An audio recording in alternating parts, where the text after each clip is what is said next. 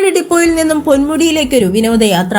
Aryanad KSRTC ഡിപ്പോയിൽ നിന്നും പൊന്മുടിയിലേക്കുള്ള ആദ്യ സർവീസ് ആരംഭിച്ചതോടെ ബഡ്ജറ്റ് ടൂറിസത്തിന് ആര്യനാട് ഡിപ്പോയും തുടക്കം കുറിച്ചു.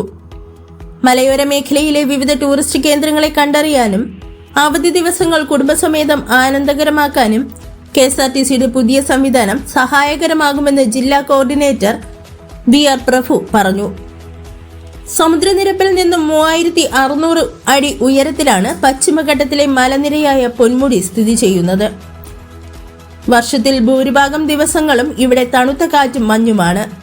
ആര്യനാട് നിന്നും പൊന്മുടിയിലേക്ക് 350 രൂപയാണ് നിരക്ക്. പരുത്തിപ്പള്ളി സ്കൂളിലെ പൂർവ്വ വിദ്യാർത്ഥികളും കുടുംബാംഗങ്ങളും ഉൾപ്പെടെ 30 പേരാണ് കന്നിയാത്രയിലുണ്ടായിരുന്നത്. മലദൈവങ്ങൾ പൊന്നു സൂക്ഷിക്കുന്ന മലയായതുകൊണ്ടാണ് പൊന്മുടി എന്ന പേര് ലഭിച്ചതെന്ന് ആദിവാസികളായ കാണിക്കാർ പറയുന്നു.